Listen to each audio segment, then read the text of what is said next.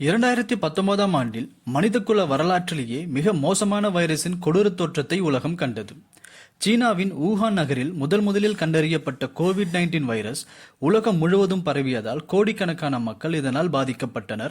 லட்சக்கணக்கானோர் உயிரிழந்தனர். நிமோனியாவின் அறிகுறிகளைப் போல கடுமையான சுவாச நோய்களை உண்டாக்கும் திறனுடன் கட்டுக்கடங்காமல் பரவிய கோவிட்-19 வைரஸை உலக சுகாதார அமைப்பு பெருந்தொற்று நோயாக அறிவித்தது. கோவிட் பெருந்தொற்று உலகம் முழுவதும் பேரழிவை ஏற்படுத்திய நிலையில் கிட்டத்தட்ட உலகம் முழுவதுமே முடங்கியது. இந்த நிலையில் சீனாவில் கோவிட் போன்ற அறிகுறிகளுடன் மற்றொரு கொடிய வைரஸ் பரவுவது அதிர்ச்சியை ஏற்படுத்தியுள்ளது. இந்த வைரஸ் அடுத்து பெருந்தொற்றாக மாறி சுகாதார நெருக்கடியை ஏற்படுத்துமா என்ற கவலையை ஏற்படுத்தியுள்ளது. மனித மெட்டாப் நிமோனியா வைரஸ் என்று அழைக்கப்படும் HMPV போன்ற கொடிய வைரஸ் சீனாவின் பல்வேறு மாகாணங்களில் வேகமாக பரவி வருவதாக தகவல்கள் தெரிவிக்கின்றனர். இதனால் சீன மருத்துவமனைகள் நோயாளிகளால் நிரம்பி வழிவதாகவும் கூறப்படுகிறது.